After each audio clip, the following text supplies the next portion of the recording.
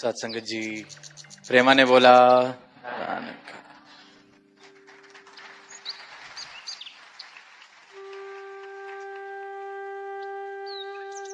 आज महाराष्ट्र के 57वें वार्षिक समागम का ये दूसरा दिन, और जब से सदगुरु माता जी ने पिछले वर्ष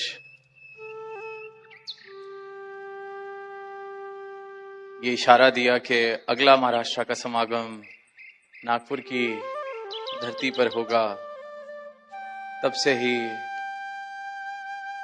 जिस प्रकार से उत्साह यहाँ के संतों का हमेशा ही एक मिसाल दी जाती है महाराष्ट्र के संतों की, कि किस तरह जज्बा है सेवा का, भक्ति का, प्रेम का।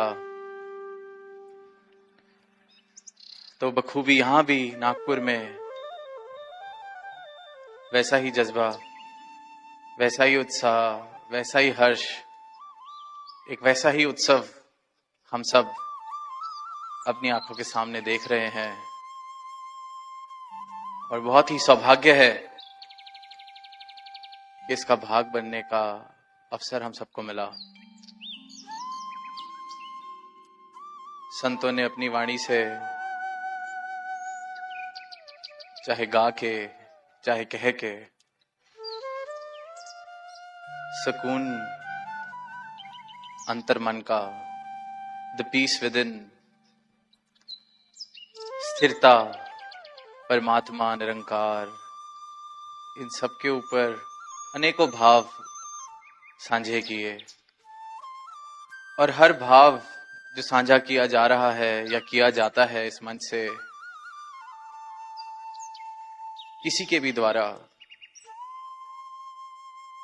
बड़े बुजुर्ग, नौजवान, बाल संत, किसी के भी द्वारा कोई भी भाव अगर यहाँ रखा जाता है तो वो उसके पीछे सिर्फ और सिर्फ जो नियत है वो यही होती है कि ये जो राम रतन धन मेरे जीवन में आया, मैं संसार में आवाज दे सकूं कि आप सब भी इसी राम रतन धन को प्राप्त कर सकते हैं। यही नियत होती है कि मैं बता सकूं कि मेरे जीवन में जो करामात मेरे सतगुरु ने की है वो आप सबके जीवन में भी हो सकती है। कि मेरा सतगुरु किसी एक दो के लिए नहीं, पर इस पूरे संसार के लिए आया है। मैं ये आवाज दे सकूं और अपने जीवन से, अपनी इस बात से, अपने अनुभव से हर एक महापुरुष खुद को एक प्रमाण की तरह, एक सबूत की तरह दर्शाते हैं कि किसी और की बात नहीं, किसी और धर्म ग्रंथ की बात नहीं, किसी और के जिए हुए की बात नहीं, अपनी आप कही, अपनी आप बीती, घट घट में इस राम के संग रह के जो मैं जीवन जी रहा हूं, उसी की कहानी आपको बता रहा हूं।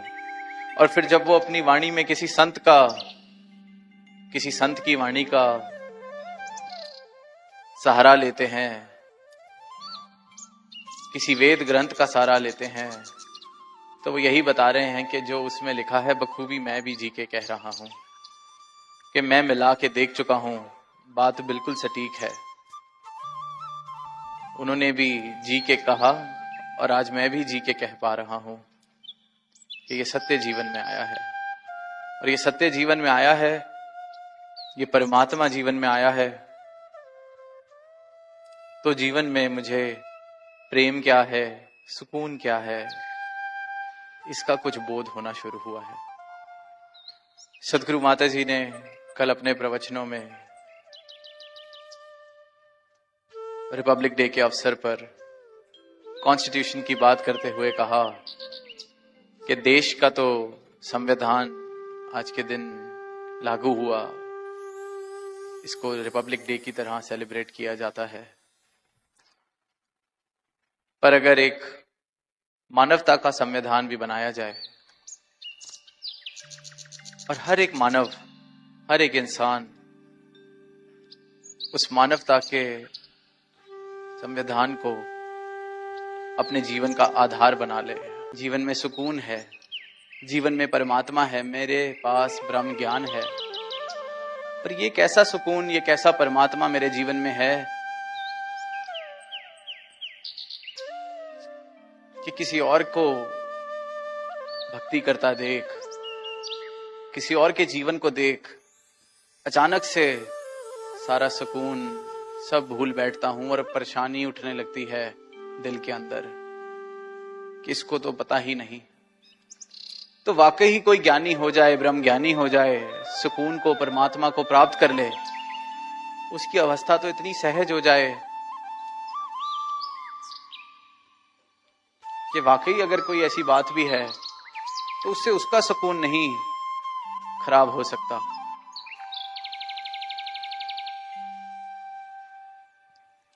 ऐसे ही राजा जनक के जीवन के बारे में जब पढ़ते हैं तो एक कहानी आती है कि एक बहुत विद्वान, बहुत ज्ञानी किसी दूसरे राज्य में रहते थे। जब उनको पता चला कि राजा जनक की बात उन तक पहुंची कि कोई भक्त है, कोई इस तत्व का ज्ञानी है, पर वैसे वो राजा है, राजा जनक, बहुत ही स्तुति उनकी की जाती, उनके स्वभाव को देख के, उनके समर्पण को देख के अपने गुरु की तरफ। तो जब ये खबर उस विद्वान ज्ञानी व्यक्ति के पास पहुंचती है तो वो सीधा ही ये कहता है कि एक राजा कैसे भक्त हो सकता है। सारा समय, पूरा का पूरा दिन माया में, अपने राज्य में, महल माड़ियों में, सोने चांदी, इतनी बड़ी फौज, ऐसा इंसान भी कोई ज्ञानी कहां, भक्त कहां, परमात्मा का ऐसे इंसान को क्या पता चल सकता है। ये तो हम जैसे फकीरों को ही पता चल सकता है, जो सादा जीवन जी रहे हैं। देखो कितने साधारण मैं कपड़े पहनता हूं, कितना साधारण मेरा जीवन है। मैं मिलना चाहूंगा, उसको बताना चाहूंगा कि तेरे को गलत फहमी हो गई है राजा जनक, तू भक्त नहीं, तू कोई ज्ञानी नहीं। तो इसी उद्देश्य के साथ, इसी नियत के साथ वो राजा जनक के राज्य में पहुंचते हैं। और बड़ी प्रसिद्ध कहानी शायद आप सबने सुनी होगी। तो राजा जनक बड़े ही हलीमी के साथ उनका स्वागत करते हैं और वो उनसे जब मिलने का समय मांगते हैं तो राजा जनक उनको समय भी देते हैं और वो अपने भाव राजा जनक के आगे रखते हैं कि आप कैसे खुद को ज्ञानी कह सकते हैं, खुद को ब्रह्म ज्ञानी आप कैसे कह सकते हैं, इतने बड़े राज्य में रहते हैं, खुद को राजा कहते हैं, इतनी माया। वही सब अपनी बात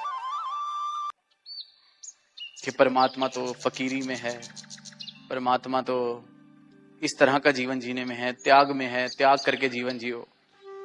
तो राजा जनक बड़े ही शांत भाव से सब कुछ सुनते हैं और फिर कहते हैं चलो अब हम कल सुबह मिलते हैं।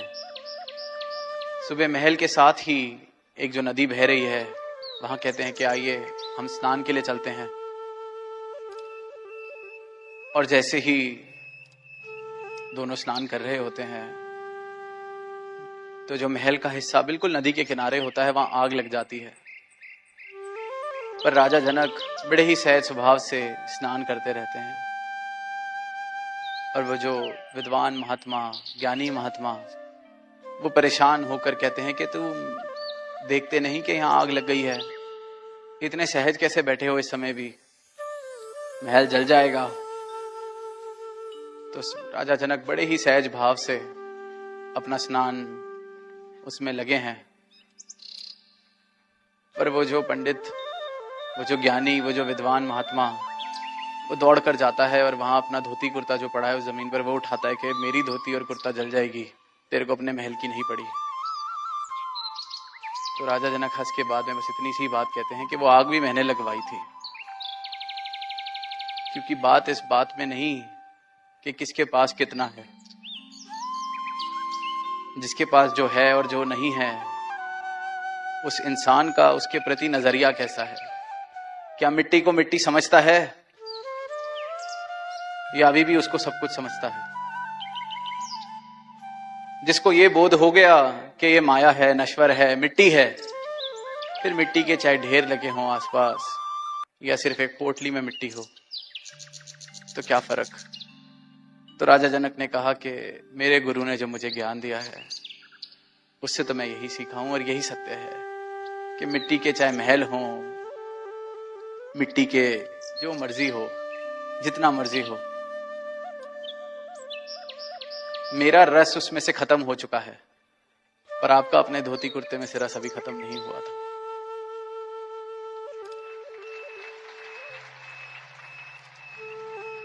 आपका मेरे महल माड़ी में मुझसे ज्यादा रस है, क्योंकि अब इतनी दूर से मेरे महल को देखते हुए यहां तक पहुंच गए मुझे बताने के लिए।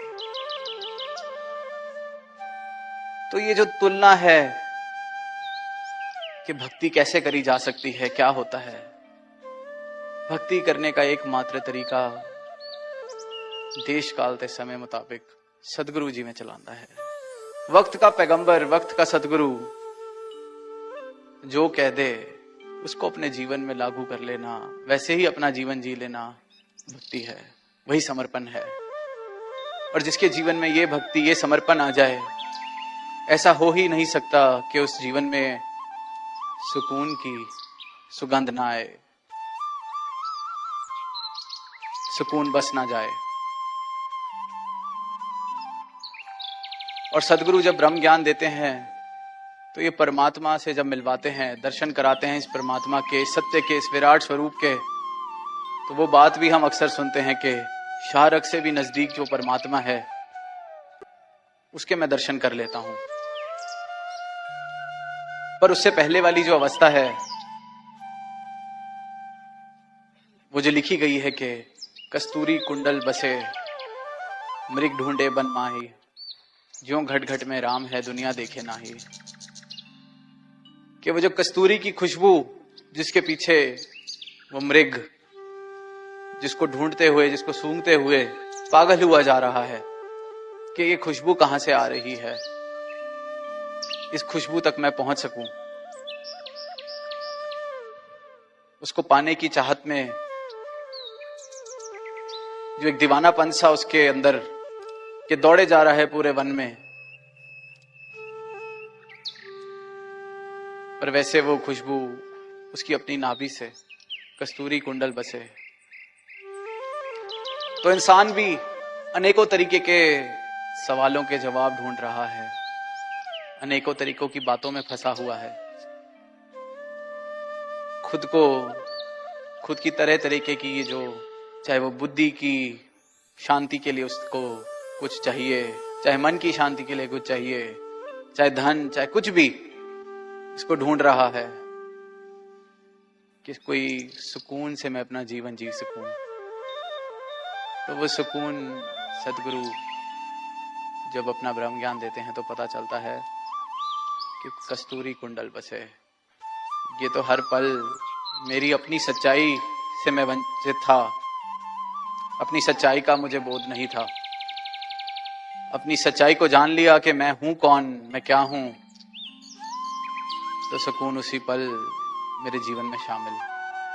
तो वही बात जो एग्जीबिशन में भी देखने को मिली कि नागपुर को 0 माइल कहा जाता है, कि ये माइलस्टोन है जिसको 0 माइल की तरह, कि यहीं से सब सेंटर पॉइंट की तरह।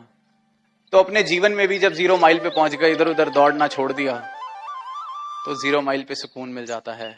और इस 0 माइल की पहचान और उस तक पहुंचाने के लिए सदगुरु की अनुकंपा,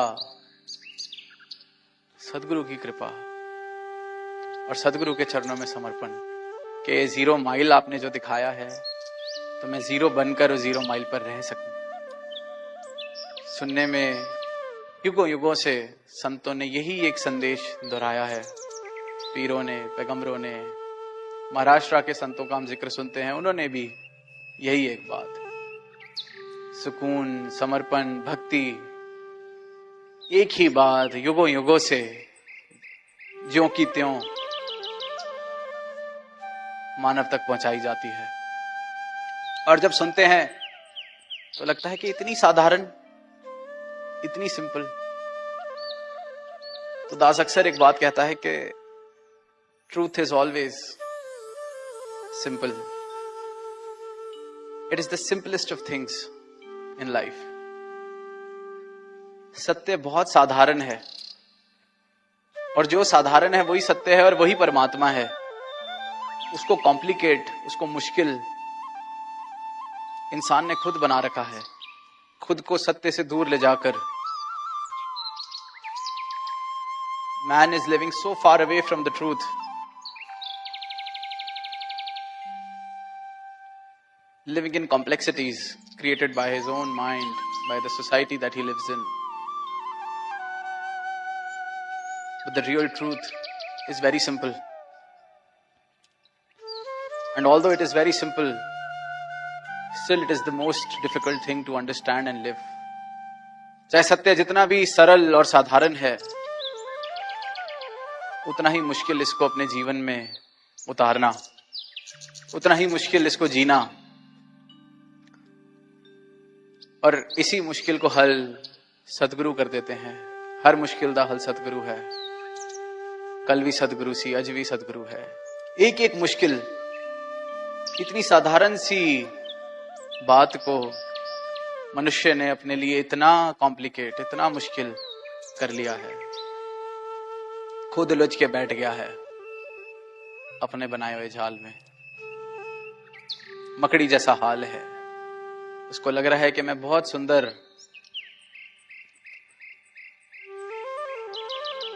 माया अपने इर्द गिर्द इकट्ठी कर रहा हूं, जिस प्रकार मकड़ी बड़े सुंदर तरीके के वो जाल बनाती है। उसको नजदीक से देखो तो लगता है किसी कारीगर का काम है। इतनी इंट्रिकेट, इतनी कुशलता से उस जाल को बनाया जाता है, फिर उसमें ही फंस जाती है। और यही काम जो हमें लगता है कि कमाल करे जा रहा हूं मैं, इतना सुंदर अपने आसपास संसार खड़ा कर दिया है, कमाल। और इस सुंदर संसार में ही फंस के रह जाता हूं। और अंत समय जब समझ आता है कि ये तो झूठ में ही फंस के रह गए, मूर्खता भरा जीवन जीते रह गए। सत्य तो इंतजार कर रहा था कि मैं अपनी आंखें खोलूं उसकी तरफ। कल फरमाया सच्चे पातशाह ने कि जब जागो तभी सवेरा। इस बात को हम सुनते हैं फिल्मों में, बातों में, किताबों में। किसी भी काम के लिए कुछ भी करना हो तो जब इंसान जाग जाए तभी सवेरा। और फिर कहा कि ये परमात्मा का सवेरा तो हर पल चढ़ा हुआ है। किसी चीज की देरी है या इंतजार है तो अपनी आंख खोलने की। तो ये परमात्मा का सूर्य उदय जो कभी अस्त नहीं होता, हमेशा चढ़ा हुआ है। बस रास्ते से धुंध को हमें हटाना है। और वह धुंध अपना ये जो माया रूपी चश्मा है उसको उतार के, ये जो आंख मैंने बंद की हुई है इस सत्य के सूर्य की तरफ, उसको बंद करके, उसको खोल के इसको प्राप्त किया जा सकता है। तो अंत में दास यही अरदास करेगा कि जो सदगुरु का ब्रह्म ज्ञान बहुत ही सहज में हम सबके जीवन में, हम सबकी झोली में आया है, ये हम सबके जीवन में भी उतने सहज में आ सके। और ये जो सुंदर रूप, भव्य नजारा महाराष्ट्र के समागम का नागपुर में बना है, तो सभी संतों को, सभी महात्माओं को इसकी बहुत बहुत मुबारक।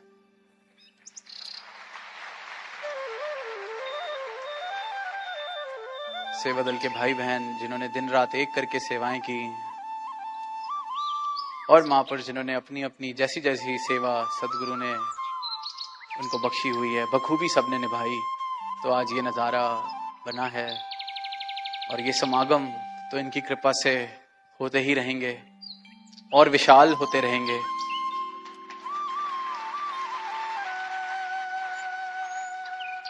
और हमारे जीवन में भी हमारी रूह का इस परमात्मा से संगम हो जाए, समागम हो जाए। साथ संगत जी, प्रेमा ने बोला, धन्यवाद।